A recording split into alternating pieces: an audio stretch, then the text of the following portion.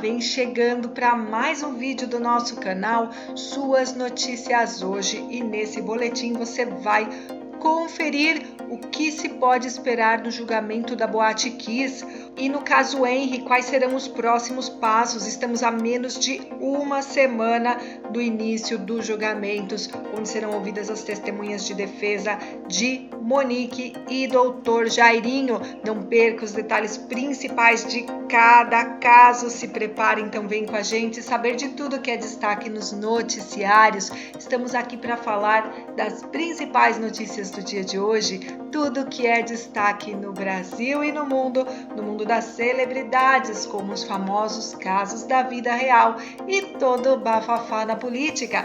Desde já quero a sua participação comentando cada um desses assuntos quentíssimos.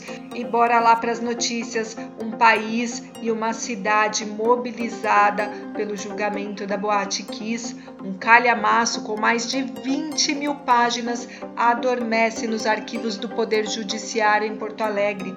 É o que restou da tragédia provocada pelo incêndio da Boate Kiss em Santa Maria, interior do Rio Grande do Sul. O que era para ser uma madrugada de festa entre universitários terminou em 242 vidas ceifadas e 680 feridos que carregam as marcas e dores daquele 27 de janeiro de 2013. Às vésperas de completar 9 anos, a ferida volta a sangrar. A partir de 1º de dezembro, 4 réus, 2 sócios da casa e 2 integrantes da banda que animava a festa, serão levados a julgamento popular na capital gaúcha. Prevê-se que o debate no tribunal possa durar até 15 dias. Até os mais experientes se comovem. Veja o que disse o advogado criminalista Pedro Barcelos, defensor das vítimas. De todas as dificuldades no processo, a maior foi ter que lidar com a dor dos familiares. Muitas vezes, por questões legais ou técnicas, não pude dar as respostas que eles tanto esperavam. Foi muito difícil. São muitas as histórias narradas, como a dor do militar bombeiro que, enquanto carregava no colo o corpo de uma jovem morta, ouviu o celular tocar no bolso da roupa dela. Era a mãe em busca de notícias. Percebeu que ela já havia ligado dezenas de vezes. Não teve coragem de atender. A acusação vai pedir, além da condenação, a prisão dos 4 réus. Na noite da tragédia, a enfermeira Karina Correia estava de plantão no hospital onde trabalhava. A filha havia ido à Boate Kiss. Conversou com a filha por telefone por volta da 1h30 da madrugada. Ela contou que iria embora logo, pois estava muito cansada. "Mãe, te amo, fica tranquila", foram suas últimas palavras. Ela ainda lembra que estranhou quando um intenso alarido de sirene das ambulâncias começou a ecoar pela cidade e, de repente, a chegada de dezenas de corpos queimados, mutilados. Foi aí que soube da tragédia.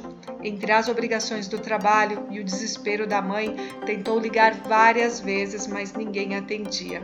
Em depoimento, a mãe disse: "Fiquei desesperada. Vi aquelas crianças chegando em roupas de festa e cobertas por fuligem.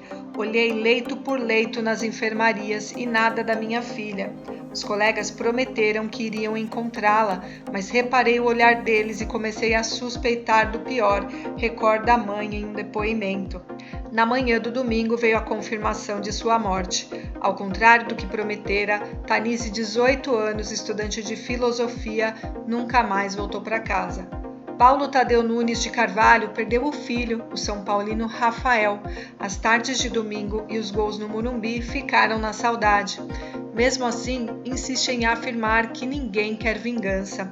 Veja o que ele disse: "Nada trará nossos filhos à vida. Queremos apenas que a justiça prevaleça", diz o matemático paulista. Walter de Melo Cabistani, o Valtinho, 20 anos, estudante de Direito, morreu sem nenhuma queimadura ou marcas no corpo. No velório, soube que ele conseguiu sair, mas voltou para ajudar a salvar os amigos, revela a mãe Denise Cabistani. Em um desabafo à Carta Capital, às vésperas do julgamento, ela escreveu: "Estava contigo quando abriste teus olhos pela primeira vez, mas não pude estar ao seu lado quando fechaste pela última. Isso dói muito e nunca vai sarar. As cicatrizes serão eternas, mas quem sabe a justiça faça com que as feridas ainda abertas parem de sangrar. No banco dos réus estarão os empresários Alessandro Spor, o Kiko e Mauro Hoffman, sócios da boate. Ambos são apontados como responsáveis pelas inúmeras irregularidades apontadas nos laudos, e também os músicos Marcelo de Jesus dos Santos e Luciano Bonilha, da banda Gurizada Fandangueira. A estratégia dos advogados de defesa é desqualificar a tese do dolo eventual, quando alguém age com consciência que, mesmo de forma involuntária, seu ato pode produzir um risco danoso.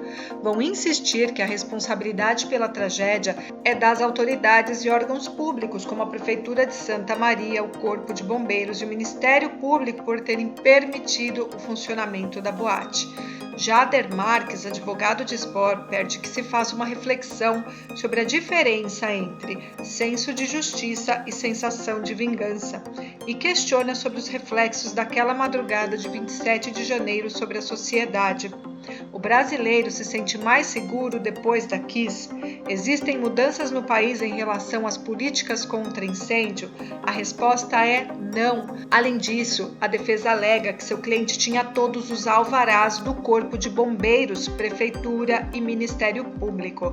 Ele falou: todas essas instituições entraram na Kiss antes do incêndio, avaliaram e afirmaram que poderia funcionar. E nesses quase 9 anos, meu cliente sempre esteve a dispor da justiça e da imprensa porque não tem nada para esconder. O inquérito policial chegou a apontar, além dos 4 réus que irão a júri, 24 agentes públicos que ficaram de fora do processo final.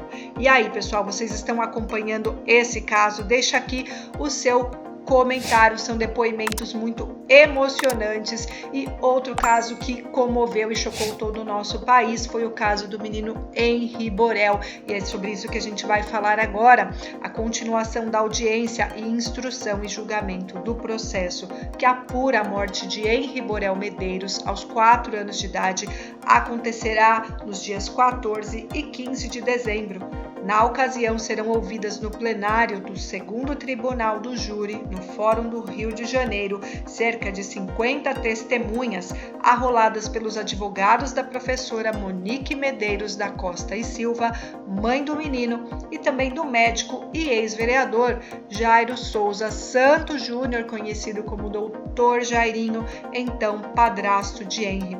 O ex-casal está preso desde 8 de abril pelos crimes de tortura e homicídio triplamente qualificado contra a criança, coação no curso do processo, fraude processual e falsidade ideológica. A primeira parte da audiência durou cerca de 14 horas e prestaram depoimento diante da juíza Elizabeth Machado Louro, do promotor Fábio Vieira e do assistente de acusação Leniel Borel de Almeida, pai de Henri, 2 delegados e um inspetor da Polícia Civil responsáveis pelas investigações na 16ª Delegacia de Polícia da Barra da Tijuca, além de 7 testemunhas selecionadas pelo Ministério Público.